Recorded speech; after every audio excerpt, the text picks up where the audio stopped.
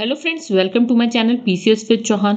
Guys, मेरा नाम है कीरा चौहान। दोस्तों, यहाँ हम कर रहे हैं दृष्टि आईएएस की क्विक बुक, जिसमें भारतीय संविधान, राज्य व्यवस्था एंड गवर्नेंस की बात हो रही है, यानी कि पॉलिटी की बुक है ये। चैप्टर नंबर 12 यानी कि विधायिका यानी कि लेजिस्लेचर पढ़ रहे हैं हम।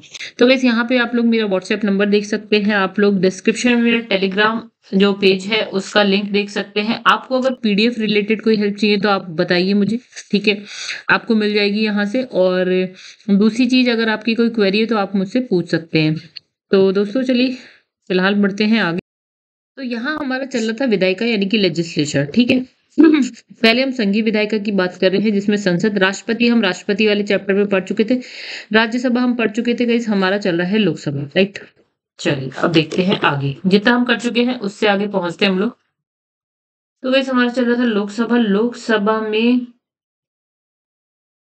देखिए, आज हम कहाँ से करेंगे, लोकसभा की शक्ति एवं कार्य से, ठीक है। जितना हम कर चुके हैं वो आप लास्ट वीडियो में देख सकते हैं, अगर कोई नया है यहाँ पे तो। और गाइस, अगर आप लोग को वीडियो पसंद आए तो वीडियो को लाइक जरूर करा करिए एंड चैनल को सब्सक्राइब करिए अगर आप लोगों को पसंद आए, ठीक है। और शेयर करिए अपने दोस्तों में। प्लस एक चीज और, घटना चक्र की अगर आप लोग वीडियो देखना चाहते हैं तो गाइस चैनल की प्लेलिस्ट में आपको घटना चक्र की वीडियो मिल जाएगी। और अगर मुझसे कोई पूछे कि ये जो दृष्टि आईएएस की जो क्विक बुक है ना, वो बेस्ट बुक है अगर आप लोग सिर्फ और सिर्फ एक बुक पढ़ना चाहते हैं तो। देखिए, अब हम यहाँ बात करेंगे लोकसभा की शक्तियां और कार्य की, ठीक है, यानी power and function of Lok Sabha. चलिए, संसद में क्या क्या होता है, कौन कौन से अंग होते हैं, लोकसभा, राज्यसभा, राष्ट्रपति। तो राष्ट्रपति और राज्यसभा हम कर चुके हैं, लोकसभा चल रहा है हमारे। इसमें लिखा भारतीय लोकतांत्रिक व्यवस्था में लोकसभा। देखिए, लोकतांत्रिक व्यवस्था यानी कि जो शासन चल रहा है ना, वो किसके किसके थ्रू चल रहा है, लोगों के, जनता के थ्रू, ठीक है, जनता इन्वॉल्व है इसमें। देखिए, भारतीय लोकतांत्रिक व्यवस्था में क्या है, लोकसभा, संसद का क्या है, एक सदन है, ठीक है, दो सदन है, लोकसभा, राज्यसभा, जिसमें एक लोकसभा है। उसके पास दूसरे सदन यानी कि राज्यसभा की तुलना में क्या है, शक्तियां जो है ज्यादा है। यानी कि लोकसभा और राज्यसभा में शक्ति किसके पास ज्यादा है, लोकसभा के पास, ठीक है। जैसे शक्तियों की बात करते हैं, लोकसभा की शक्तियों की जो बात करते हैं, यहाँ पे क्या है। पहला, इसमें लिखा है विधायी शक्तियां, वैसी होती है कार्यपालिका, कार्यपालिका पर नियंत्रण की शक्ति। और भी जो शक्तियां होंगी हम आगे देखते जाएंगे। फिलहाल इसकी विधायी शक्ति क्या है, लोकसभा की। देखिए, सभी प्रकार के जो विधेयक है उसके मामले में लोकसभा को राज्यसभा के समान और सबसे ज्यादा शक्तियां मिली है। देखिए, जो विधेयक होते हैं, बिल होते हैं, जो कानून बनने होते हैं, पहले बिल होते हैं, वो बाद में जब पास हो जाते हैं तो कानून बन जाते हैं, ठीक है। तो इसलिए कहा बहुत सारे विधेयक ऐसे हैं जिसके लिए ना लोकसभा के पास राज्यसभा से ज्यादा शक्तियां हैं, ठीक है, ये है। समान भी है, कई बिल पे समान है दोनों की शक्तियां, कई बिल पे लोकसभा की शक्ति ज्यादा है। जैसे धन विधेयक आ गया, सिंपल उदाहरण, ठीक है। धन विधेयक किसमें लिखा है, आर्टिकल 110 में लिखा है, इंपॉर्टेंट है, याद रखिएगा। इसने कहा वित्त विधेयक प्रकार एक, टाइप 1, सिर्फ जो है लोकसभा में ही प्रस्तावित किया जाता है। यानी कि धन विधेयक, वित्त विधेयक की हम बात करें तो वैसे ये सिर्फ और सिर्फ कहाँ आता है, लोकसभा में आता है। यानी कि जो स्टार्टिंग होती है ना, वो लोकसभा से होती है, फिर राज्यसभा में जाता है, ठीक है। तो ये सबसे बड़ी बात, राज्यसभा में हम इसे स्टार्ट नहीं कर सकते, ठीक है। तो यहाँ पे देखिए लोकसभा की शक्ति बढ़ गई। किसी विधेयक के संदर्भ में दोनों सदनों में गतिरोध होने की स्थिति में संयुक्त बैठक बुलाई जाती है, जिसकी अध्यक्षता कौन कर रहा है, लोकसभा का अध्यक्ष कर रहा है। और जो कि लोकसभा की मजबूत स्थिति को दिखाता है।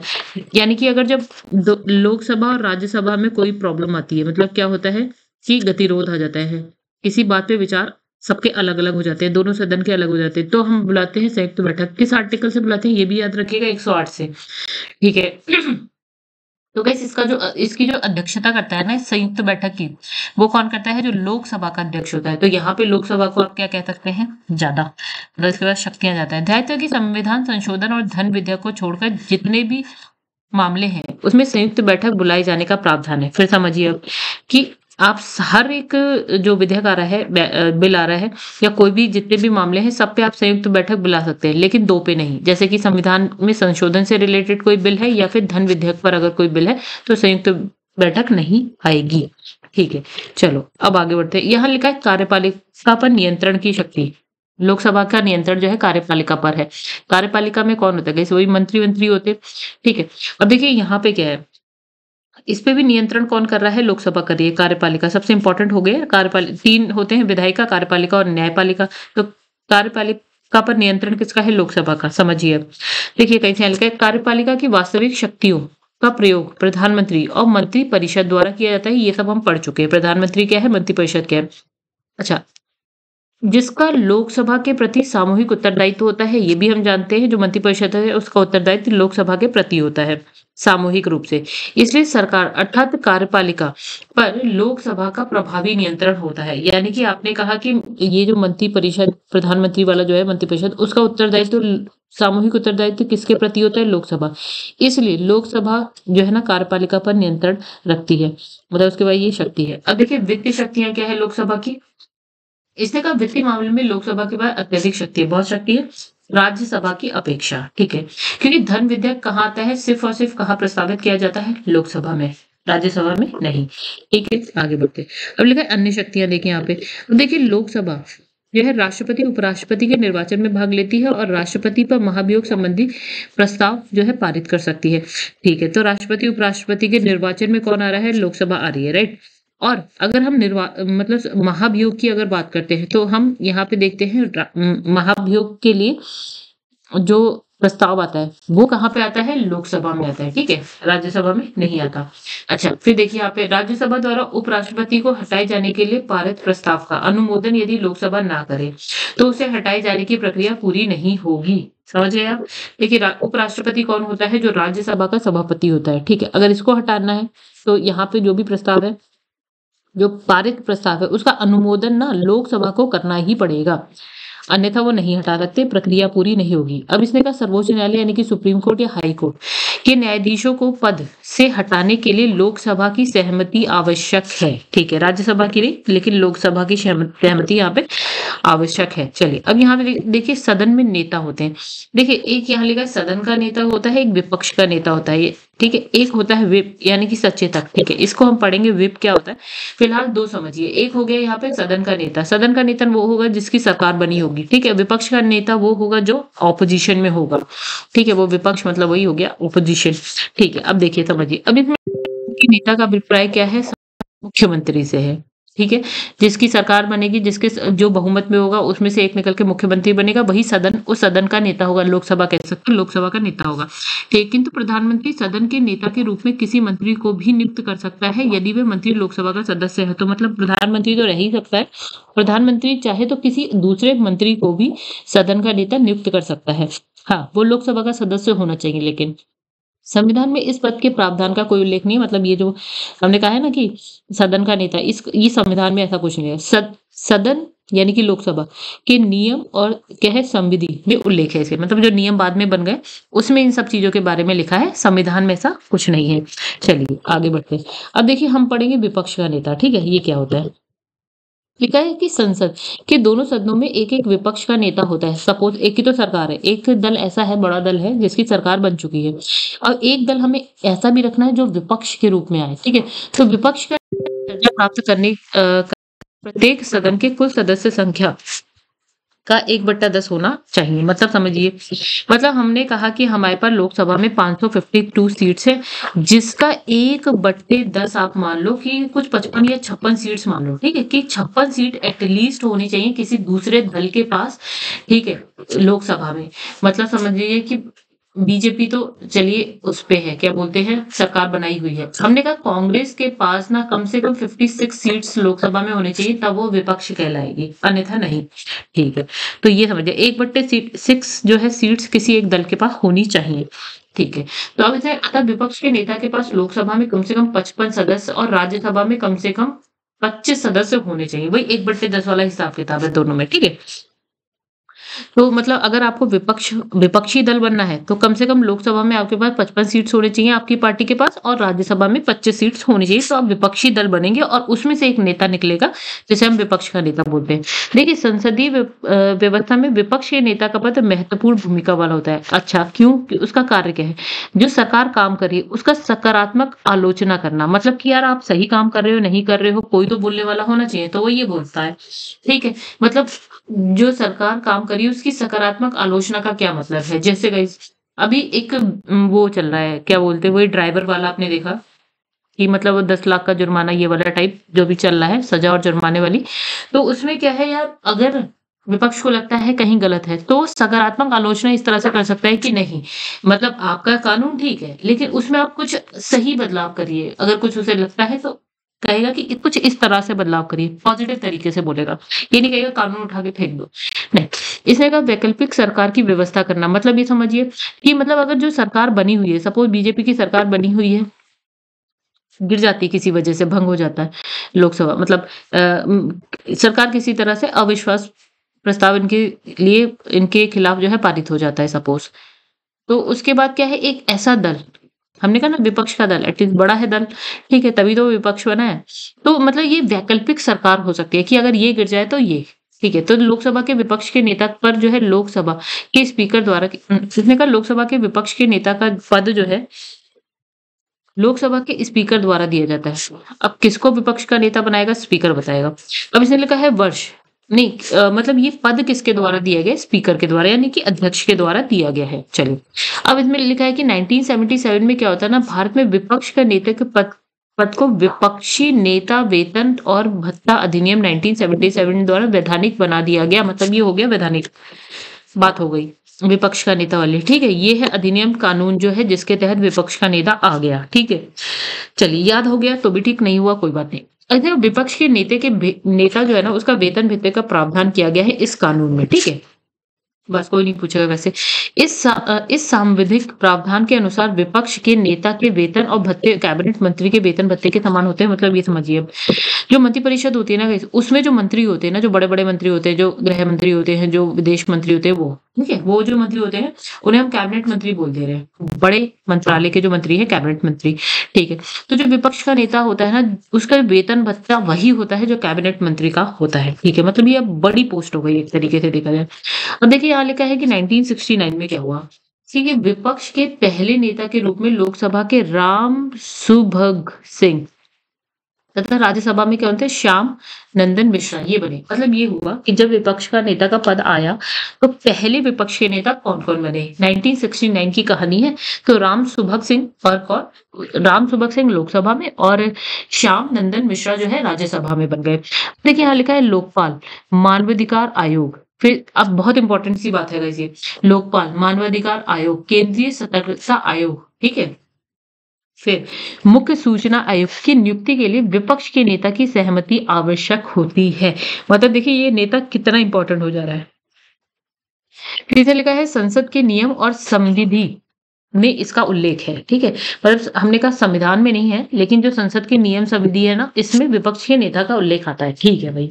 आई होप आप लोग को समझ में आ गया, नहीं समझ में आया दोबारा से वीडियो देखिए, समझ में आ जाएगा। अब देखिए गाइस यहाँ पे क्या है, अब यहाँ क्या है, हम बात करेंगे व्हिप की। ये बहुत इंपॉर्टेंट है। सचेतक तो मैंने मुझे नहीं लगता कि लिखा आता है, व्हिप जरूर लिखा आता है, ठीक है।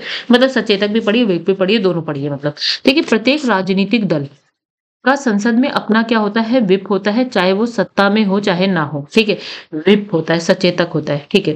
जैसे बीजेपी का भी होगा, कांग्रेस का भी होगा, आप पार्टी का भी होगा, सबका होगा। इसकी जो नियुक्ति है ना, राजनीतिक दल द्वारा सदन के सहायक नेता के रूप में की जाती है।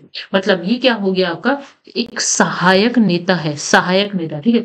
अच्छा ये क्या है, संसद ये अपने दल के सदस्यों के व्यवहार पर नजर रखता है। अब ये क्या कर रहा है कि मतलब जैसे बीजेपी है, उसका जो व्हिप होगा वो क्या करेगा, जो सदन है, लोकसभा है सपोज या राज्यसभा है, तो उसमें जो उनके सदस्य होंगे ना, उनका जो व्यवहार होगा उस पर नजर रखेगा। संबंधित सदस्य पर जो है व्हिप के निर्देशों का पालन ना करने पर क्या है, अनुशासनात्मक कार्रवाई करता है, ठीक है। मतलब कार्रवाई होगी। अब लिखा इस पद का उल्लेख ना तो संविधान में, ना ही किसी नियम और क्या है संविधि में। मतलब ये अपने आप से चल रहा है हिसाब किताब, ना ये संविधान में लिखा है, ना किसी सदन के नियम और संविधि में लिखा है, ठीक है। जैसे अभी हमने ना ये वाला पढ़ा, जो नेता वाली बात, विपक्ष का नेता सदन का नेता वाली बात पढ़ी, वो हमारे कम से कम नियम संविधि में तो है सदन की, ये कहीं नहीं है। चलो आगे बढ़ते हैं। तो गाइस जो चीज नहीं समझ में आ रही, मैं फिर से बोलूंगी, वीडियो को वापस से देखिए। देखिए अब इसमें लिखा है सदन के सत्र, यानी कि सेशंस की बात करते हैं। देखिए जो संसद है ना, संसद में कौन कौन था, फिर से लोकसभा, राज्यसभा, राष्ट्रपति, तो सदन संसद हो गई। संसद जो है समय समय पर विभिन्न सत्रों के लिए क्या है, एकत्र होती है। मतलब समझिए बैठक, इनकी बैठक होती है। अब भारत में सामान्यतः वर्ष में क्या है, 3 बार सत्र, 3 बार संसद के सत्र होते हैं। मतलब एक साल में 3 बार। कौन कौन से होते हैं, एक होता है बजट सत्र, कब कब होता है, फरवरी से लेकर कब तक होता है, ये मई तक होता है, ठीक है, 5वें महीने तक होता है।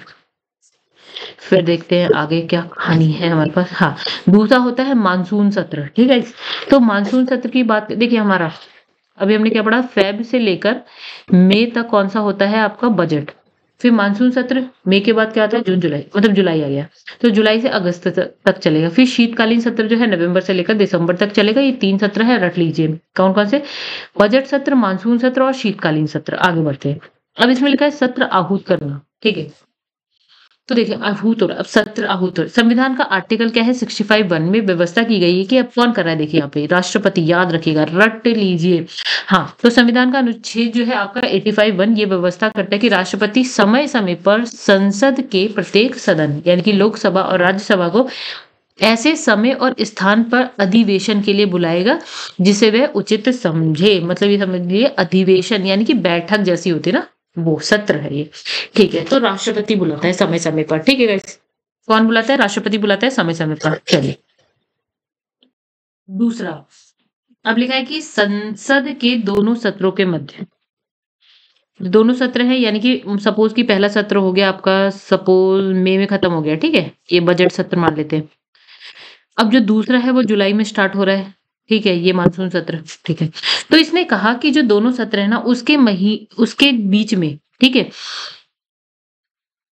दोनों सत्र के मध्य किसी भी स्थिति में 6 महीने का गैप नहीं होना चाहिए। समझिए फिर से, देखिए एटलीस्ट 3 सत्र तो होने ही होने हैं, ठीक है। नहीं, मैक्सिमम जो है 3 सत्र होने, मतलब ये समझ लिया 3 सत्र होने हैं, ठीक है। बजट, मानसून, शीतकालीन, ये सत्र का नाम दे दिया। जरूरी भी नहीं है कि हर साल में तीनों हो, ठीक है। अब मान लेते हैं कि पहला जो हो गया बजट तो हो गया, ठीक है, बजट तो हो गया, ठीक है। तो ये मई में खत्म हो गया। इसने कहा अब जो दूसरा सत्र स्टार्ट हो रहा है ना, उसके और इसके बीच में ना 6 महीने से ज्यादा का गैप अंतराल नहीं होना चाहिए। मतलब 6 महीने के अंदर आप दूसरा कर ही लीजिए, ठीक है। अब लिखा है कि संसद का सत्र राष्ट्रपति तभी बुलाता है जब प्रधानमंत्री या फिर कैबिनेट मंत्री जो है उसे इससे संबंधित जो है अपनी सलाह देते हैं। मतलब राष्ट्रपति बुला रहा है सत्र को, किसकी सलाह पे, प्रधानमंत्री या फिर कैबिनेट मंत्री की। चलो इतनी बात समझ गए होंगे आप लोग, आगे बढ़ते हैं। अब एक नोट लिखा है, इसमें नोट में क्या लिखा है संसद के सत्र का तात्पर्य प्रथम बैठक से सत्रावसान के बीच की अवधि से होता है, ठीक है। मतलब इसने कहा कि संसद का जो सत्र है उसका मतलब क्या हुआ कि जो पहली बैठक है उससे 17वां के बीच की अवधि है, ठीक है। सत्र मतलब सपोज कि स्टार्ट हो गया हमारा सत्र 2 फरवरी को स्टार्ट हुआ और ये 17वां कब हुआ उसका, मान लेते हैं 3 मार्च में हो गया, ठीक है। तो जो ये बीच का टाइम है ना, ये एक सत्र हो गया गाइस, बस। यदि लोकसभा के मामले में सत्रावसान के लिए नियत तिथि से पहले ही राष्ट्रपति द्वारा क्या है लोकसभा विघटित कर दी जाए, सपोज कि यहाँ पे सत्र स्टार्ट हुआ, यहाँ खत्म होना है, बीच में ही लोकसभा सपोज विघटित हो जाए राष्ट्रपति के द्वारा, राष्ट्रपति लोकसभा को विघटित कर दे, मान ले लोकसभा खत्म हो जाए, भंग हो जाए, तो विघटन की तिथि तक की अवधि को ही संसद का सत्र कहा जाएगा। मतलब सपोज यहाँ पे ये मान लेते हैं 28 फरवरी है जिसमें लोकसभा का विघटन हो जाए, तो हम इस वाली जो तिथि है ना यहाँ से 2 फरवरी से 28 फरवरी तक इसे सत्र मान लेंगे ना, बेकार बात लिखी थी गाइस। चलिए, नहीं बेकार तो नहीं होती कोई भी बात वैसे। चलिए अब देखिए राष्ट्रपति का अभिभाषण,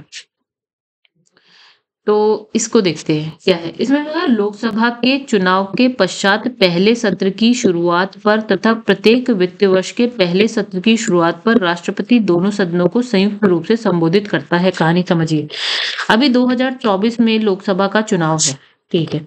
अब चुनाव हो जाएगा, सरकार बनेगी, अब पहली बैठक स्टार्ट होगी, ठीक है। ये हो गया, या तो हर साल 2024 में, 2025 में, अगर चुनाव नहीं होता है तब भी 2026 में, 2027 में जो भी पहली बैठक होगी उसे, जो भी पहली बैठक होगी, ठीक है, जो भी पहली, उसको राष्ट्रपति क्या करता है, संबोधित करता है संयुक्त रूप से। लोकसभा की और राज्यसभा की जो पहली बैठक है हर साल उसको राष्ट्रपति संबोधित करता है, पहली चीज। दूसरा, जब चुनाव होता है, चुनाव के बाद जो पहली बैठक है उसको भी राष्ट्रपति संबोधित करता है, बस। अब देखिए यदि राष्ट्रपति का व्यक्तिगत भाषण नहीं होता बल्कि मंत्री परिषद द्वारा तैयार सरकार की नीतियों और भावी कार्यक्रमों की चर्चा का प्रारूप होता है। देखिए ये कोई व्यक्तिगत भाषण नहीं होता, राष्ट्रपति अपने मन से कुछ भी नहीं बोल रहा होता है वहां पे, जो संबोधित करता है ना बैठक को, राष्ट्रपति अपने मन से कुछ भी नहीं बोल रहा होता है। वो क्या बोलता है, वो उस मतलब उस अभिभाषण में क्या बोलता है, वो उस अभिभाषण में जो मंत्री परिषद है उसके द्वारा जो तैयार नीतियां है ना सरकार की, या भावी जो आगे कार्यक्रम होने हैं उसके बारे में बता देता है। ठीक है, उसकी चर्चा करता है यहाँ पे। ठीक है, मतलब अभिभाषण में राष्ट्रपति सरकार की नीतियों और कार्यक्रमों के बारे में बताता है। चलो आगे बढ़ते हैं। अब देखिए यहाँ पे लिखा है लैम डक सत्र, या फिर बोलते हैं पंगु सत्र। क्या होता है ये? इसने लिखा है ये नई लोकसभा के गठन से पहले वर्तमान लोकसभा का अंतिम सत्र होता है। सपोज 2024 में भी सरकार बनी है, सरकार बनेगी, जब भी बन जाए उसका पहला सत्र होगा मान लेते हैं। उससे पहले जो 2023 तक सरकार थी उसका जो लास्ट वाला सत्र होता है ना, लास्ट वाला बिल्कुल होता है, वो लैमडक सत्र है। ठीक है, वर्तमान लोकसभा के वे सदस्य जो नई लोकसभा के लिए निर्वाचित नहीं हो पाते लैमडक कहलाते हैं। मतलब अभी 2024 में बहुत सारे सदस्य ऐसे होंगे जो 2023 में तो थे, ठीक है, लेकिन 2024 में नहीं होंगे। तो ये जो सदस्य यहाँ पे थे ना, उनको लैमडक बोल देते हैं। जो 2024 में चुन के आए ही नहीं, या दूसरे की सरकार बन गई तो वो सदस्य नहीं आए, तो ये लैमडक हो गए, उन्हें लैमडक बोल दो। अब देखिए एक होता है स्थगन। ठीक है, अब समझिए हमने एक पढ़ा सत्र, ठीक है, एक हमने पढ़ा सत्रावसान। अब हम स्थगन की बात करें। देखिए सत्र सत्रावसान क्या था? सत्र स्टार्ट हुआ सपोज कि फरवरी हमने कहा 2 तारीख को, और खत्म हो गया हमने कहा 28 मार्च को। ठीक है, तो ये हो गया सत्र स्टार्ट, और यहाँ हो गया सत्र समाप्त, तो ये हो गया सत्रावसान। ठीक है, और बीच में इन दोनों का जो टाइम पीरियड था वो हो गया पूरा का पूरा सत्र। ठीक है, ये सत्र था, यहाँ पे सत्रावसान हुआ, खत्म हुआ वो सत्र। अब स्थगन क्या होता है गाइस? देखिए सामान्यतः स्थगन द्वारा सदन को कुछ मिनट के लिए, घंटे के लिए, कुछ दिन के लिए क्या कर देते हैं? निलंबित कर देते हैं। सत्र को क्या कर देते? सदन को क्या कर देते हैं?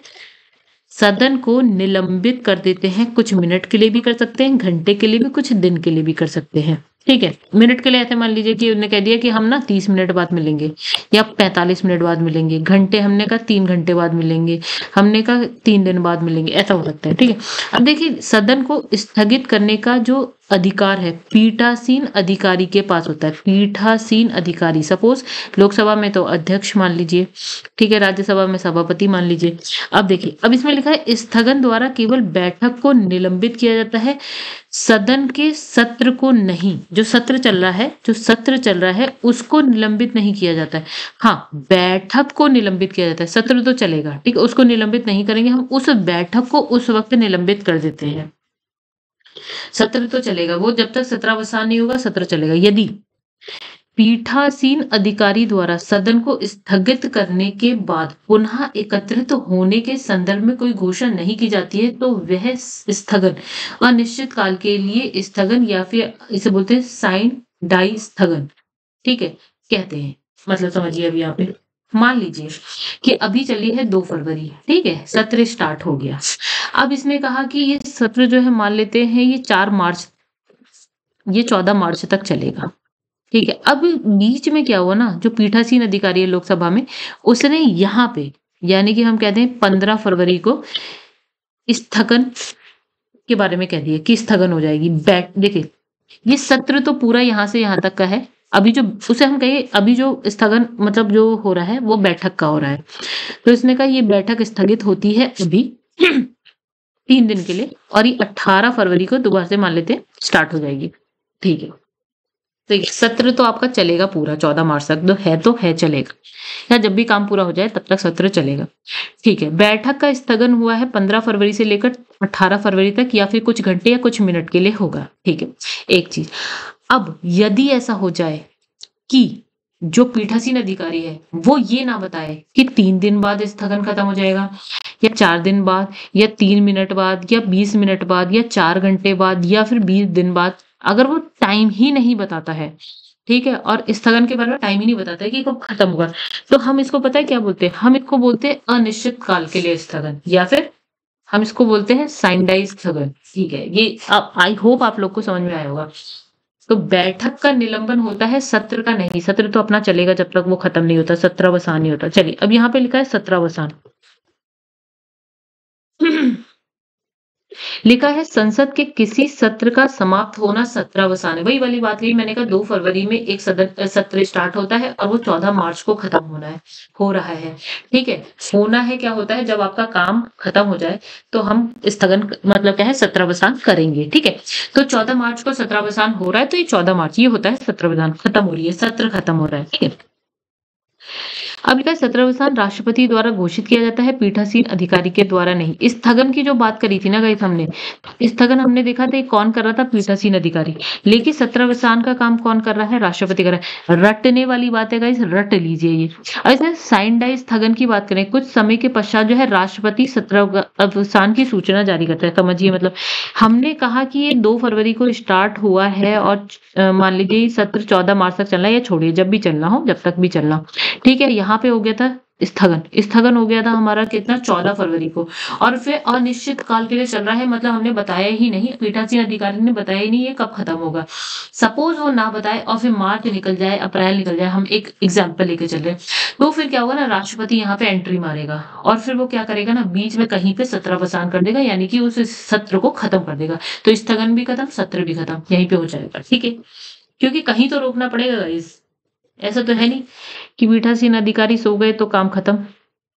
तो स्थगन चला ही जा रहा है, चला जा रहा है, उससे समाप्ति नहीं हो रहा है ना, तो राष्ट्रपति कूद के काम कर देगा। ठीक। अब देखिए यहाँ पे लिखा है विघटन की बात। अब देखिए इसमें लिखा है जहां एक तरफ सत्रावसान सदन के एक सत्र को समाप्त करता है। ठीक है? समझ गए होंगे आप लोग। तो वहीं दूसरी तरफ विघटन क्या होता है, सदन को ही समाप्त कर देता है। मतलब लोकसभा का देखिए विघटन तो लोकसभा का होता है, राज्यसभा का नहीं होता है। यानी कि सरकार ही गिर जाए तो लोकसभा का हो जाता है विघटन। ठीक है? एक स्थायी सदन होने के नाते राज्यसभा का विघटन नहीं होता, क्योंकि राज्यसभा कभी खत्म नहीं होती है। हर 2 साल में 1/3 सदस्य बस बदल जाते हैं, निकलते हैं, नए आ जाते हैं। राज्यसभा का विघटन नहीं होता है, सिर्फ और सिर्फ विघटन किसका होता है, लोकसभा। यानी कि सरकार गिर जाए तो लोकसभा का विघटन, लोकसभा खत्म। भारतीय संविधान का आर्टिकल 85(2) राष्ट्रपति को ये शक्ति देता है कि समय समय पर लोकसभा का विघटन कर सकेगा, यानी कि राष्ट्रपति जो है लोकसभा का विघटन कर सकता है। ठीक है? समय समय जब उसको सही लगी, ये नहीं कि अपने मन से कभी भी राष्ट्रपति उठ के आया और कहे कि सरकार गिर गई, लोकसभा का विघटन हो गया, ऐसा नहीं होता है। ठीक है? साधारण स्थिति में राष्ट्रपति मंत्री परिषद की सलाह से ही क्या करता है, लोकसभा का विघटन करता है। सपोज की प्रधानमंत्री या मंत्री परिषद ऐसा निश्चित करके राष्ट्रपति को कहे भैया एक काम करिए कि लोकसभा को भंग करिए, विघटित कर दीजिए, तो राष्ट्रपति कर देगा। हालांकि ऐसा कब होता होगा पता नहीं। लोकसभा का विघटन 2 कारणों से होता है। क्या कारण है भैया, चलिए कारण भी देखते हैं। पहला कि लोकसभा का कार्यकाल पूरा हो जाए, यानी 5 साल की लोकसभा थी, 5 साल पूरे और वो हो गया विघटन, लोकसभा खत्म हो जाएगी, नई बनी है। जैसे कि अभी 2024 में लोकसभा खत्म हो रही है और नए चुनाव होंगे और 2024 से एक नई लोकसभा आएगी। ठीक है?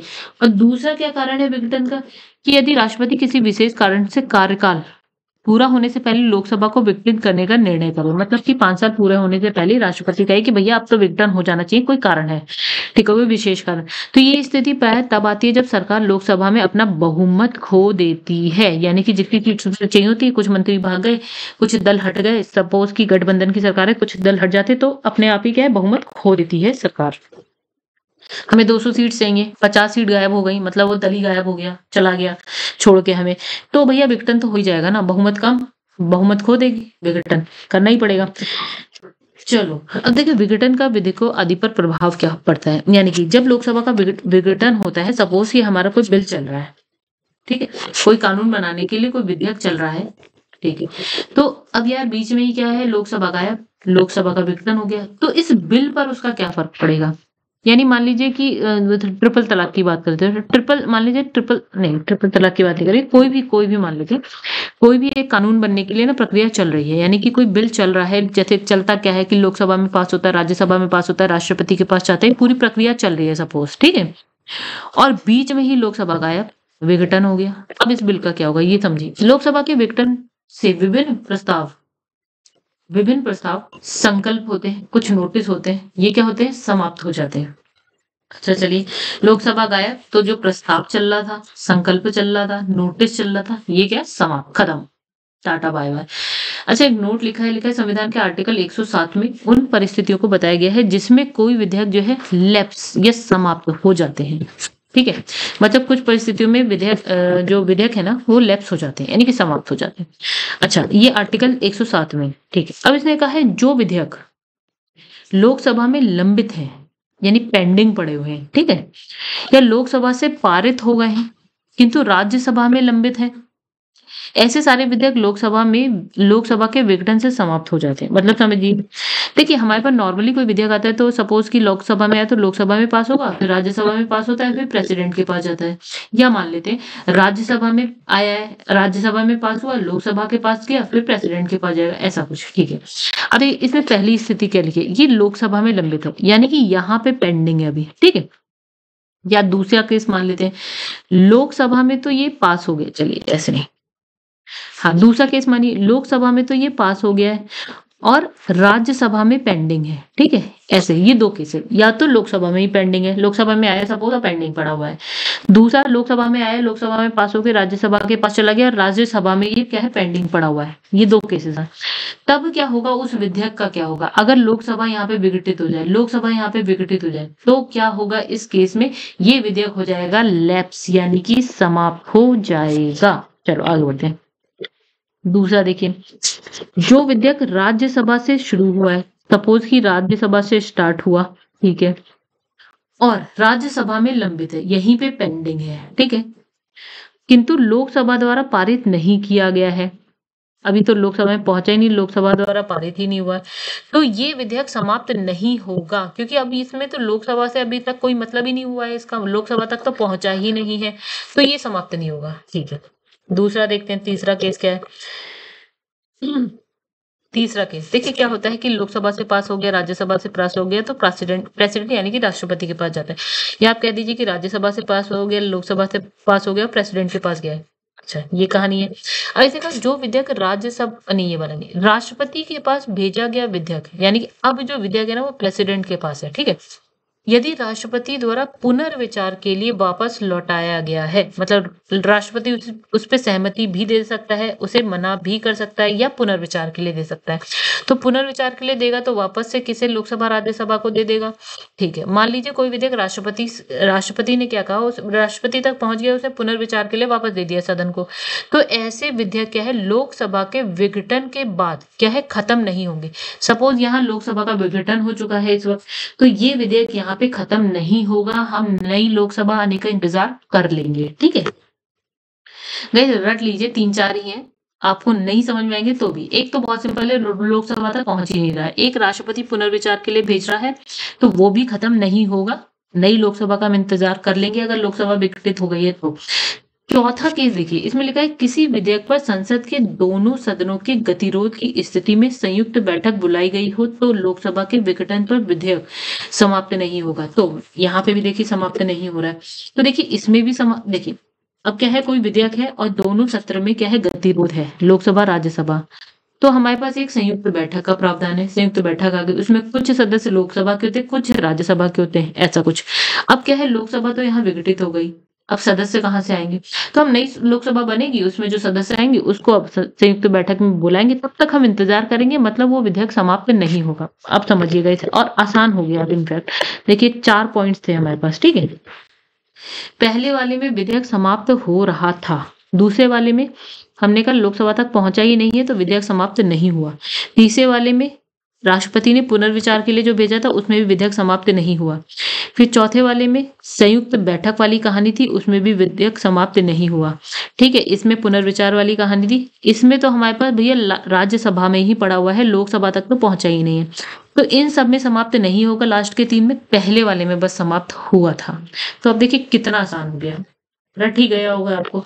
अब देखिए संसद की कार्यवाही की बात करते हैं, इसमें लिखा है संसद सत्र के दौरान, सत्र चल रहा है, जैसे बजट सत्र, मानसून या शीतकालीन सत्र है, तो ये सत्र चल रहा है, तो इसके दौरान क्या है, प्रत्येक कार्य दिवस एक अधिवेशन कहलाता है, जितना भी मतलब सत्र जो चल रहा है, जो हमारा सत्र चल रहा है, यानी हमने कहा कि 2 फरवरी से स्टार्ट हुआ है और 14 मार्च तक चला है अगर कोई सत्र, तो उसमें जितने भी कार्य दिवस है, वो सैटरडे संडे को हटा दीजिए, तो वो हर कार्य दिवस क्या होगा, अधिवेशन कहलाएगा। अधिवेशन का प्राय 2 बैठकों में वर्गीकृत किया गया, अधिवेशन 2 बैठक में आती है, वर्गीकृत किया गया है हमने अधिवेशन को। जैसे प्रथम बैठक है सुबह, मतलब जैसे का हर दिन, हर कार्य दिवस या हर दिन आप कह दीजिए अधिवेशन है, मतलब आप मान लीजिए 3 फरवरी अगर वो सैटरडे संडे नहीं है, कार्य दिवस है कोई या कोई छुट्टी पुट्टी नहीं है, तो वो एक अधिवेशन है। तो 3 तारीख की बात करेंगे। तो ये जो अधिवेशन है 2 बैठक होगी इसमें। एक सुबह 11 बजे शुरू होगी और कहाँ कब तक होगी आपकी? लंच ब्रेक तक। मतलब 11 बजे से लंच ब्रेक जो होता है तब तक होगी। दूसरी बैठक कब होगी? लंच ब्रेक के उपरांत शुरू होकर तब तक चलती है जब तक कि पीठासीन अधिकारी उसे स्थगित ना कर दे। यानी कि लंच ब्रेक से स्टार्ट होती है जब तक कि पीठासीन अधिकारी ना कह दे कि भैया अब खत्म। चाहे वो 4 बजे खत्म हो, 6 बजे खत्म हो, 4 बजे, मतलब 4 बजे, 5 बजे, 6 बजे, जब भी पीठासीन अधिकारी कह दे तब। तो ये पहली बैठक, ये दूसरी बैठक। चलिए, अब इसने कहा सामान्यतः किसी कार्य दिवस में समय का विभाजन निम्नलिखित प्रकार से होता है। चलिए आइए कहानी क्या है देखते हैं। प्रश्नकाल। अब जो बैठक हो रही है ना, किसी भी कार्य दिवस में जो बैठकें हो रही है ना गाइस, उसको हमने कुछ नाम दे रखा है। जैसे पहला होता है प्रश्नकाल, ठीक है, सत्र चल रहा है, पहला दिन प्रश्नकाल का टाइम। तो संसदीय कार्य दिवस का पहला जो घंटा होता है, यानी हमने कहा 11 बजे से स्टार्ट हो रही है कहानी, तो 11 से 12 बजे का जो टाइम होता है ना, उसको हम बोलते हैं प्रश्नकाल, क्वेश्चन आवर। तो इस अवधि के दौरान क्या होता है, संसद सदस्य यानी कि जो एमपी होते हैं, मेंबर ऑफ पार्लियामेंट, उनके द्वारा मंत्रियों से, यानी जो मंत्री परिषद में जो मंत्री होते हैं उनसे क्या होता है, प्रश्न पूछा जाता है। ठीक है, तो इस अवधि में जो पूछे गए प्रश्न है वो कुछ श्रेणियों में होते हैं, कुछ तरीके के होते हैं, अलग अलग तरीके के होते हैं। जैसे कौन कौन से तरीके से प्रश्न पूछे जाते हैं? पहला, इसने कहा पहला होता है तारांकित प्रश्न। ये क्या होता है? ऐसे प्रश्न, देखिए यहाँ पे लोकसभा की बात करते हैं, यहाँ पे बहुत सारे लोग बैठे हैं, यानी कि एमपीज बैठे हैं, ठीक है, और ये मान लेते हैं इसमें कौन बैठे हैं, मंत्री बैठे हैं, यानी मंत्री परिषद वाले मंत्री बैठे हैं। तो जो एमपी होते हैं ना, ये क्या करते हैं, 11 से 12 वाला जो टाइम होता है ना प्रश्नकाल, उसमें इनसे क्या करते हैं, क्वेश्चन पूछते हैं।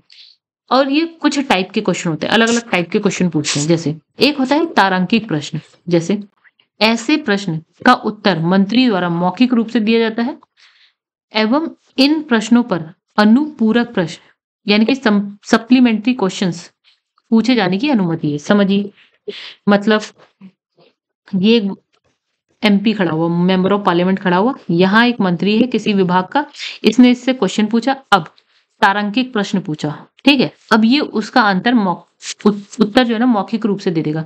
जैसे आपने 11 से 12 के बीच में क्वेश्चन पूछे, अब मंत्री बता देगा आंसर, जो भी प्रश्न पूछा उसका उत्तर दे देगा। दूसरा, उस पे अनुपूरक प्रश्न भी पूछा जा सकता है। मान लीजिए उसने कुछ उत्तर दिया, आपको उसमें से भी कुछ क्वेश्चन समझ में आ गया, मतलब आपको लगा यार मुझे ये क्वेश्चन पूछ लेना चाहिए, तो आप पूछ सकते हैं उस वक्त, ठीक है। चलिए, एक तो ये हो गया तारांकिक प्रश्न, मौखिक रूप से तभी आंसर दे रहा है मंत्री, ठीक है। अब दूसरा है अतारांकिक प्रश्न। ये क्या होता है कि ऐसे प्रश्नों का उत्तर मंत्री द्वारा लिखित रूप में दिया जाता है। मतलब तारांकिक में तो वो खुद से मुंह से बोल के आंसर दे देगा, लेकिन इस वाले को जो अतारांकिक है उसको लिखित रूप में आंसर लिख के दे देगा, ठीक है। और इसमें अनुपूरक प्रश्न फिर पूछने की बात ही नहीं हुई, जब आप उत्तर ही नहीं समझोगे तो उसके फिर से क्या क्वेश्चन पूछोगे, जब आपको उत्तर लिखित रूप में मिल जाएगा, यहाँ पे आप दोबारा से कुछ क्वेश्चन अनुपूरक प्रश्न नहीं पूछ सकते, उससे रिलेटेड कोई और क्वेश्चन आपके मन में आया तो आप नहीं पूछ सकते। एक होता है अल्प सूचना प्रश्न। ये क्या होता है, ऐसे प्रश्नों का संबंध किसी लोक महत्व की तात्कालिक विषय से होता है, इसका उत्तर भी मौखिक रूप से दिया जाता है, तो इस पर पूरा प्रश्न पूछे जा सकते हैं, ठीक है। तो अब यहाँ पे क्या है, देखिए अल्प सूचना पर शॉर्ट नोटिस क्वेश्चन, मतलब समझ लीजिए कि सत्र चल रहा है, अब क्या है अचानक से आपको लगा कि यार कोई एक ऐसा विषय है जो बहुत ही महत्वपूर्ण है, जो इस समय बहुत महत्वपूर्ण है, पर्टिकुलर जो टाइम चल रहा है उस समय बहुत महत्वपूर्ण है और लोक महत्व का है, तो आप इस पे क्वेश्चन पूछ सकते हो, ठीक है। तो ये वाला होता है अल्प सूचना, शॉर्ट नोटिस पे आता है क्वेश्चन, मतलब तुरंत आपके दिमाग में आया, मतलब तुरंत स्थिति देखी आपने, परिस्थितियां देखी, लोक महत्व का क्वेश्चन लगा, आपने पूछ लिया, तो ये हो गया। अब इसका आंसर भी मंत्री कैसे करेगा, मौखिक रूप में करेगा, मतलब तुरंत से बताएगा, मुंह से बता देगा, ठीक है। और इस पे भी आप क्या है पूरक प्रश्न पूछ सकते हैं, ठीक है। आपको लगा कि ऐसा वैसा, मतलब बातें चलने लगी, क्वेश्चन आने लगे, ठीक है। अब आगे देखिए, एक होता है निजी सदस्यों द्वारा पूछे जाने वाले प्रश्न। ये क्या होते हैं, देखिए प्राइवेट मेंबर्स के द्वारा, मतलब ऐसे प्रश्न उन सदस्यों से पूछे जाते हैं जो मंत्री परिषद के सदस्य नहीं होते, किंतु किसी विधेयक, संकल्प, सदन के किसी विषय कार्य के लिए वह उत्तरदायी होते हैं। मतलब अब ये वो क्वेश्चन है जो आप मंत्री परिषद के मंत्री से नहीं पूछ रहे हैं, आप उन सदस्यों से पूछ रहे हैं जो किसी बिल पे है अगर कोई बात, तो ये सदस्य उस बिल से संबंधित हो, या कोई संकल्प है, तो ये सदस्य उस संकल्प से संबंधित है या उस विशेष कार्य से संबंधित है, आप उससे वो क्वेश्चन पूछ रहे हैं, आप नहीं, मेंबर ऑफ पार्लियामेंट यानी जो सांसद होते हैं वो। ठीक है, आगे बढ़ो। तो हमने गाइस पहला क्या पढ़ा, हमने पढ़ा था 11 से 12 का जो टाइम होता है वो प्रश्नकाल के लिए होता है, यहाँ क्वेश्चन पूछे जाते हैं। ठीक है, अब देखिए 12 से 1 का टाइम जो होता है ना, वो क्या होता है, वो होता है हमारा शून्य काल, इसको बोलते हैं 0 आवर।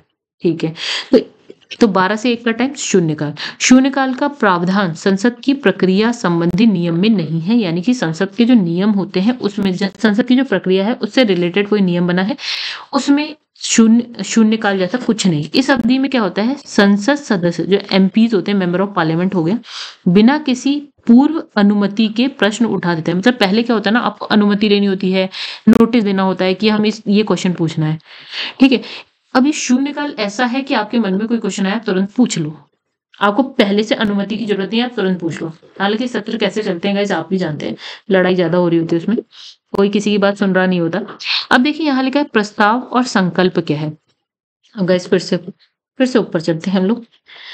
तो यहाँ पे हमने 2 पढ़ लिया, एक हमने पढ़ा था प्रश्नकाल पढ़ा था, एक हमने पढ़ लिया शून्यकाल। ठीक है, तो प्रश्नकाल क्या था आपका 11 से 12 वाला, और 12 से 1 पे आपने शून्यकाल पढ़ा, बस अभी इतना पढ़ा हमने। आगे बढ़ते हैं, अब है प्रस्ताव और संकल्प की बात करते हैं, यानी कि एक होता है मोशन, एक होता है आपका रेजोल्यूशन। ठीक है, इसमें लिखा है सामान्यतः शब्दों में कहा जाए तो प्रस्ताव सदन के समक्ष लाया गया एक क्या होता है, सुझाव होता है, जिसके माध्यम से सदन के निर्णय और राय को व्यक्त किया जाता है। जो सदन का निर्णय होता है, देखिए प्रस्ताव, प्रस्ताव क्या एक सुझाव है, सदन के जो निर्णय है या उनकी जो राय है उसको व्यक्त करते हैं हम।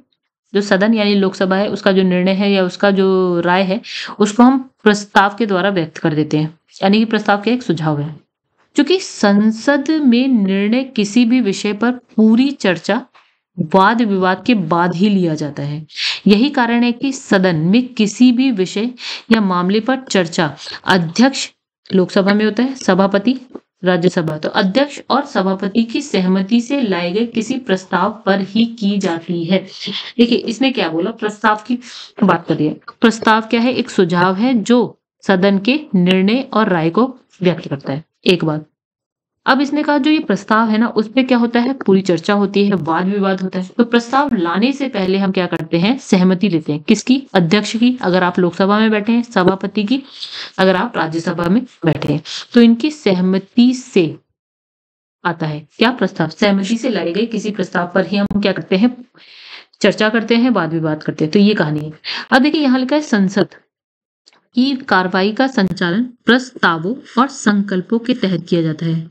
ठीक है, जो कार्रवाई है उसका संचालन कैसे होगा, मोशन या रेजोल्यूशन के द्वारा होगा, के तहत होगा। ठीक है, सामान्य अर्थों में वह युक्ति जो संसद को गति प्रदान करती है प्रस्ताव कहलाती है। मतलब मतलब आप कह सकते हैं संसद की जो प्रक्रिया चल रही है वो है ना, संसद का जो संचालन हो रहा है वो प्रस्ताव के द्वारा हो रहा है। अब देखिए प्रस्ताव जो है ना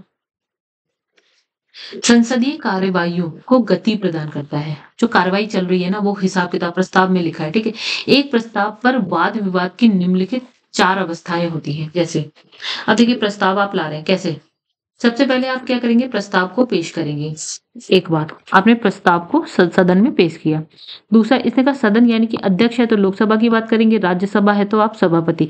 तो इसने कहा अध्यक्ष द्वारा प्रश्न प्रस्तुत करना, पहला है प्रस्ताव को पेश किया गया, अध्यक्ष या सभापति प्रश्न को प्रस्तुत करेगा, फिर है अनुमति प्राप्त होने के बाद जो है उसमें वाद विवाद या फिर चर्चा शुरू होगी। मतलब उस जो प्रस्ताव है ना, प्रस्ताव पे अगर अनुमति मिल जाती है तो उस पर वाद विवाद या चर्चा होगी। फिर क्या होगा, सदन की स्वीकृति का फैसला होगा, हाँ या ना में होगा। ठीक है, जो भी प्रस्ताव आया उसकी जो उसके लिए हाँ या ना में फैसला होगा। ठीक है, मतलब प्रस्ताव आपने पेश किया, अध्यक्ष या सभापति जो है उस जो प्रश्न है उसको प्रस्तुत करेगा, अनुमति मिलने के बाद उस पर वाद विवाद या चर्चा जो भी होगी। ठीक है, उसके बाद फाइनल होगा, हाँ या ना में फैसला होगा, स्वीकृति के लिए या अस्वीकृति के लिए। ठीक है, चलो ओके। तो गाइस अब देखिए यहाँ लिखा प्रस्ताव को 3 श्रेणियों में रखा जाता है। पहला मूल प्रस्ताव, दूसरा स्थानापन्न प्रस्ताव, तीसरा सहायक प्रस्ताव। ये 3 तरह के प्रस्ताव हैं। देखिए मूल प्रस्ताव अपने आप में क्या होते हैं, पूरे होते हैं। इसकी निर्भरता किसी अन्य प्रस्ताव पर नहीं होती है, मतलब अपने आप में वो प्रस्ताव कंप्लीट है, दूसरा प्रस्ताव उसके लिए नहीं लाया जाएगा, मतलब उसके आधे भाग को कंप्लीट करने के लिए या उसको पूरा करने के लिए दूसरा प्रस्ताव नहीं लाया जाएगा। तो मूल प्रस्ताव के अंतर्गत क्या है, राष्ट्रपति के अभिभाषण पर धन्यवाद प्रस्ताव हो गया, स्थगन प्रस्ताव हो जाता है, अविश्वास, देखिए 3 तरह के प्रस्ताव हैं, प्रस्ताव बता रहा है ये बस। एक होता है पूर्ण, जो पूरी तरह से पूर्ण होता है, ठीक है। हम बात कर रहे हैं सबसे पहले मूल प्रस्ताव की, तो इसमें कौन-कौन से, राष्ट्रपति के अधिभाषण पे हम लाते हैं, जो राष्ट्रपति अधिभाषण देता है, हम पढ़ चुके हैं इसके बारे में, इस पे जो धन्यवाद प्रस्ताव आया वो। दूसरा है स्थगन प्रस्ताव, ये भी हम पढ़ चुके हैं स्थगन क्या होता है, ठीक है। लोक महत्व के मामले में हम स्थगन प्रस्ताव ले आते हैं, संसद सत्र चल रहा है, उसके स्थगन के लिए हम स्थगन कर सकते हैं उसका, कब, जब लोक महत्व का कोई मामला आ जाता है तब, ये हम पढ़ लेंगे आगे। देखिए अविश्वास प्रस्ताव आता है तो भी ये मूल प्रस्ताव है। लोकसभा का अध्यक्ष, उपाध्यक्ष, राज्यसभा का सभापति, उपसभापति के निर्वाचन या पद से हटाने संबंधित कोई प्रस्ताव है तो इसे भी मूल प्रस्ताव के अंदर लाया जाता है। राष्ट्रपति का महाभियोग से संबंधित कोई प्रस्ताव है तो ये भी मूल प्रस्ताव है, यानी बड़ी बड़ी सारी चीजें आप कहाँ पे ला रहे हैं, मूल प्रस्ताव में ले आ रहे हैं। चलिए, अब एक होता है आपका स्थानापन्न प्रस्ताव, क्या होता है ये, तो अब देखिए ये वाला जो प्रस्ताव है ना, ये मूल स्थानापन्न प्रस्ताव की अगर हम यहाँ पे बात करें तो ये मूल प्रस्ताव के विकल्प स्वरूप होते हैं, तो वही सहायक प्रस्ताव अपने नाम से अनुरूप या अनुरूप अन्य प्रस्तावों पर आश्रित होते हैं। मतलब वही समझ लीजिए ना, इस जैसे हमने मूल प्रस्ताव देखा था, हमने कहा था इसके लिए कोई अन्य प्रस्ताव की जरूरत नहीं है। अब अगर अन्य प्रस्ताव आता है तो हम स्थानापन्न प्रस्ताव कह सकते हैं, सहायक प्रस्ताव कह सकते हैं इसको, ठीक है। फिर इसने कहा संकल्प,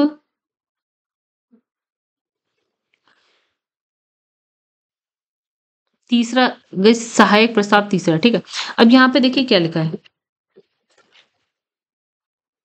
देखिए फिर से देखते हैं इस तो इसने कहा स्थानापन्न प्रस्ताव जो है मूल प्रस्ताव का विकल्प होता है, ठीक है।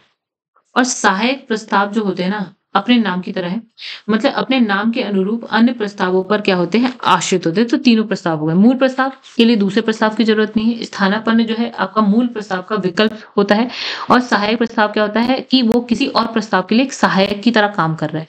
अब देखिए यहाँ पे लिखा है संकल्प, प्रस्ताव से भिन्न नहीं होता। संकल्प क्या होता है, प्रस्ताव जैसा ही होता है, मतलब ठीक है, वह प्रस्ताव का ही क्या होता है, एक प्रकार होता है। संकल्प प्रस्ताव से अलग ना होकर प्रस्ताव का ही एक प्रकार होता है। जो प्रस्ताव अपने आप में पूरे होते हैं वह उन्हें ही हम क्या कह देते हैं, संकल्प कह देते हैं, ठीक है। संकल्प में मत, दृष्टि, कोण, राय, उद्देश्य की प्रस्तुति होती है, ठीक है। अब देखिए प्रस्ताव किसी मंत्री द्वारा भी पेश किया जा सकता है और किसी निजी सदस्य के द्वारा, मतलब जो सरकार में नहीं है बंदा वो भी पेश कर सकता है, और कोई मंत्री है वो भी पेश कर सकता है।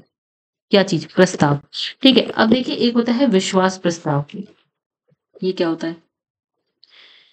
अब विश्वास प्रस्ताव की बात करें तो देखिए यहाँ लिखा है मंत्रिपरिषद की ओर से लोकसभा में प्रस्तुत किया जाता है, ठीक है। संविधान के आर्टिकल 75 के अनुसार यह अनिवार्य है कि मंत्रिपरिषद को लोकसभा का विश्वास हासिल होना चाहिए। मतलब जब सरकार बनती है या जब सरकार लोकसभा का चुनाव हो जाता है उसके बाद की अगर हम कहानी देखें तो मंत्रिपरिषद को क्या होता है, लोकसभा में अपना विश्वास प्राप्त करने के लिए प्रस्ताव पेश करना होता है और वो पास हो जाता है, तो इसी को हम बोलते हैं विश्वास प्रस्ताव, ठीक है। तो ये आर्टिकल 75 में कहा गया है कि ये अनिवार्य है कि मंत्रिपरिषद को लोकसभा का विश्वास हासिल करना है। अविश्वास प्रस्ताव समझिए, अब यहाँ पे विश्वास हो गया, अविश्वास समझिए। अच्छा, विश्वास प्रस्ताव 75 आर्टिकल 75 में लिखा है, ठीक है। अविश्वास प्रस्ताव की बात करें तो ये जो है ना 75 में है, ये भी 75 तो इसे भी कहाँ लाया जाता है, सिर्फ और सिर्फ लोकसभा में लाया जाता है। मंत्रिपरिषद या सरकार की बात करें हम सिर्फ लोकसभा में ला रहे हैं, ठीक है। तो लोकसभा में लाते हैं। लोकसभा के नियम 198 के अंतर्गत इसकी प्रक्रिया बताई गई है कि ये कैसे, मतलब ये इसकी प्रक्रिया क्या है, अविश्वास प्रस्ताव को लाने की, पास होने की क्या प्रक्रिया नियम 198 में है, लोकसभा के नियम में। तो लोकसभा में इसे जो है स्वीकार करने का कारण बताना आवश्यक नहीं है कि हमने इसे, जो अविश्वास प्रस्ताव आया है सरकार के खिलाफ आता है ना, सरकार के खिलाफ ही आएगा, और किसके खिलाफ आएगा ना, सरकारी विश्वास के लिए काम करेगी, अविश्वास उसे हटाना है तो अविश्वास प्रस्ताव आता है। तो इसमें जो कारण बताना आवश्यक नहीं है कि हम क्यों लाए हैं, ठीक है। और देखिए इससे जो है ना विपक्ष के किसी सदस्य के द्वारा लाया जाता है, विपक्ष ही लाएगा ऑब्वियसली, जब सरकार को हटाना है तो विपक्ष ही हटाएगी ना, तो सरकार के आदमी थोड़ी हटाएंगे सरकार को। तो इस ऐसे प्रस्ताव के पारित होने से सरकार गिर जाती है। मान लीजिए अगर अविश्वास, ये बताना है कि हम सरकार पे विश्वास नहीं करते, अगर ये प्रस्ताव पास हो जाता है तो सरकार क्या हो जाएगी, गिर जाएगी, क्योंकि सरकार लोकसभा में अपना विश्वास खो देती है। चलो, अब इसमें लिखा है इस प्रस्ताव के लिए लोकसभा के कम से कम 50 सदस्यों के समर्थन की जरूरत है। यानी कि अगर लोकसभा में जो 552 सदस्य बोले जाते हैं उसमें से अगर 50 सदस्य का समर्थन मिल जाए तो ये काफी है इस प्रस्ताव के लिए। एक होता है गाइस हमारा निंदा प्रस्ताव। ये क्या होता है, ये भी सरकार की निंदा करेंगे, और किसकी निंदा करेंगे। देखिए ये प्रस्ताव भी केवल लोकसभा में, सरकार की बात करते हैं हम, लोकसभा में मंत्रिपरिषद की बात करते हैं हम, लोकसभा में करते, तो लोकसभा की कहानी चल रही है, तो लोकसभा में ये भी लाया जाएगा। ठीक है, देखिए राज्यसभा तो भंग होनी नहीं, तो राज्यसभा का नाम तो आएगा ही नहीं। ठीक है, अब देखिए यहाँ पे लोकसभा में इसे स्वीकार करने का कारण बताना अनिवार्य है। आप निंदा क्यों कर रहे हैं ये बताइए, अविश्वास प्रस्ताव क्यों ला रहे हैं नहीं बता रहे कोई चलेगा, लेकिन निंदा प्रस्ताव के लिए आपको बताना पड़ेगा। ये भी जो है विपक्ष के किसी सदस्य द्वारा लाएंगे, ऑब्वियसली जब सरकार की निंदा करनी है तो आपको विपक्ष ही लाएगा ये प्रस्ताव भी। ठीक है, अब इसमें सामान्यतः ये प्रस्ताव किसी मंत्री या मंत्रिपरिषद, मंत्रियों के समूह या संपूर्ण मंत्रिपरिषद के विरुद्ध लाता है। मतलब अब ये समझिएगा, ये प्रस्ताव किसी मंत्री के विरुद्ध आ सकता है, मंत्रियों का कोई एक समूह है उसके विरुद्ध भी आ सकता है, या पूरा का पूरा मंत्रिपरिषद है उसके विरुद्ध भी आ सकता है। तो जिससे किसी नीति के प्रति असहमति व्यक्त की जा सके, कि इन्होंने कोई नीति बनाई है सपोज, हम उसके प्रति निंदा दिखा रहे हैं अपनी, ठीक है, किसी नीति, तो ये भी बात बहुत इंपॉर्टेंट है। पूरे मंत्रिपरिषद के लिए भी आ सकता है, एक मंत्री के लिए भी, मंत्री 2-4 मंत्रियों के लिए भी आ सकता है। प्रस्ताव यदि लोकसभा में पास हो जाता है तो मंत्रिपरिषद के ऊपर दबाव बढ़ जाता है कि वो लोकसभा में अपना बहुमत सिद्ध करे। मतलब अगर ये निंदा प्रस्ताव पास हो गया तो मंत्री परिषद अब क्या करेगी, लोकसभा में उसको बताना पड़ेगा कि हम अपना बहुमत सिद्ध करना पड़ेगा, किसको, मंत्री परिषद को। ठीक है, मतलब सरकार को कह लीजिए एक तरीके से। चलो आगे बढ़ते हैं। अब लिखा है विशेषाधिकार प्रस्ताव। अब ये क्या नई चीज है। अब देखिए सदन के किसी भी सदस्य,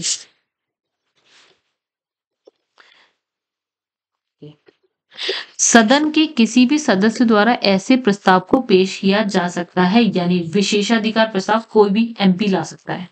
ठीक है, किसी मंत्री द्वारा संसद सदस्यों के विशेषाधिकार के उल्लंघन की स्थिति में प्रस्ताव आता है। मतलब एक हो गया मंत्री, एक हो गया संसद सदस्य। अगर ये मंत्री, इस संसद सदस्य कोई भी हो गया, उसके विशेषाधिकार जो उसके अधिकार है उसका उल्लंघन करता है तो उसके अगेंस्ट विशेषाधिकार प्रस्ताव आ जाता है। तो मंत्री के व्यवहार की निंदा करने के उद्देश्य से ये प्रस्ताव किसी भी सदन यानी कि लोकसभा या राज्यसभा किसी में भी लाया जा सकता है।